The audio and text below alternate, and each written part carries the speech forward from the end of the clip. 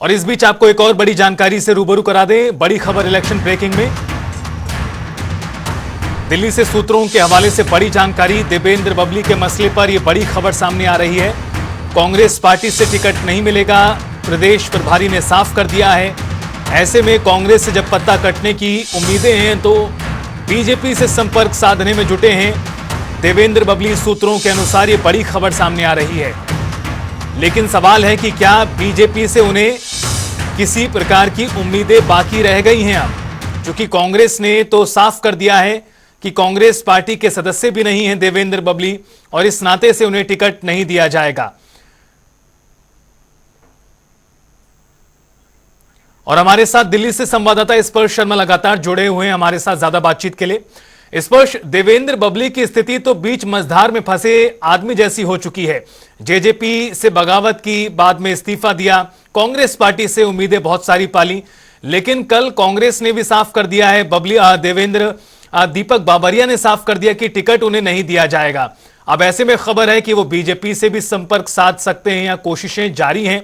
किस तरह से देखा जाए देवेंद्र बबली की इस पूरी स्थिति को, क्या अभी भी कांग्रेस से उम्मीदें बाकी हैं उन्हें? देखिए, कांग्रेस ने कल स्थिति स्पष्ट कर दी। देवेंद्र उन्हें आश्वासन मिलता हुआ नजर आए कि जो टिकट है उन्हें जो है विधानसभा चुनाव में जो है दिया जाएगा, और उसी आधार पर वो कांग्रेस में शामिल होना चाहते थे। लेकिन कांग्रेस आलाकमान ये चाहता था कि पहले वो कांग्रेस में शामिल हो, उसके बाद जो है टिकट को लेकर वो विचार जो है।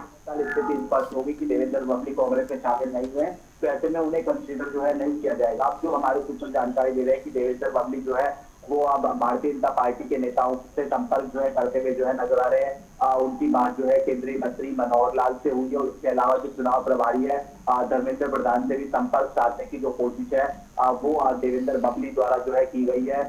यानी अब जहां कांग्रेस जो है देवेंद्र बबली को ना कर चुकी है, तो अब जहां भारतीय जनता पार्टी की तरफ जो है देवेंद्र बबली रुख करेंगे, और उसके साथ साथ क्या भारतीय जनता पार्टी देवेंद्र बबली को जो है अपने साथ लेती हुई जो है नजर आएगी, क्योंकि टोहाना वो सीट है जहां पर सुभाष बराला को हराकर देवेंद्र बबली जो है विधायक बने थे। और सुभाष बराला वर्सेस जो देवेंद्र बबली की खींचतान हम जानते हैं कि किस तरीके से देखने को मिलती हुई नजर आती है। हालांकि सुभाष बराला चूंकि अब राज्यसभा में जा चुके हैं, तो टोहाना सीट पर जो है भारतीय जनता पार्टी किसको दावेदार बनाएगी, मैच मिलेगा। लेकिन इस बीच जो संपर्कों का दौर है वो लगातार देखने को मिलता नजर आ रहा है, और अब देवेंद्र बबली कांग्रेस छोड़कर भारतीय जनता पार्टी के संपर्क बनाने की कोशिश जो है करते हुए नजर आ रहे हैं।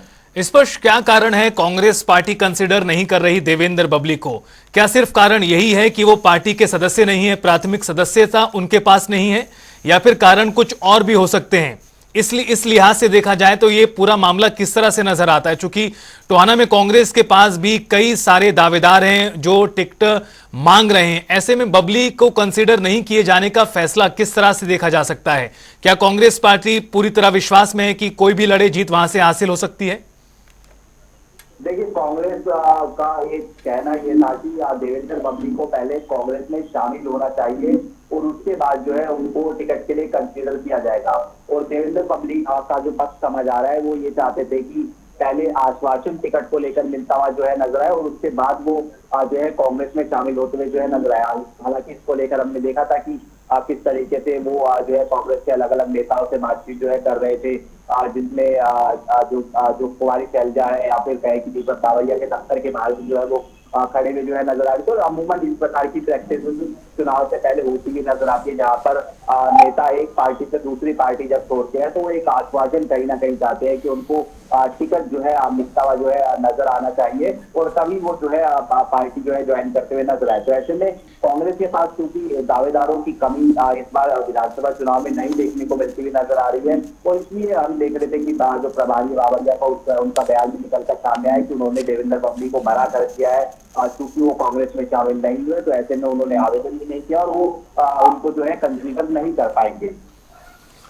बिल्कुल स्पर्श, देखना बड़ा महत्वपूर्ण होगा और दिलचस्प होगा कि आखिरकार देवेंद्र बबली का क्या होता है। क्या कांग्रेस पार्टी से उन्हें टिकट मिल जाता है? चूंकि 2019 से पहले भी वो कांग्रेस में ही थे, टिकट नहीं मिलने पर, कटने पर बगावत की, जेजेपी में गए, चुनाव लड़ा, जीत भी गए। अब ऐसे में एक बार फिर 2024 चुनावों के बीच देवेंद्र बबली प्रयास कर रहे हैं टिकट के लिए। बहुत बहुत शुक्रिया आपका स्पर्श, इस पूरी बातचीत और जानकारी के लिए।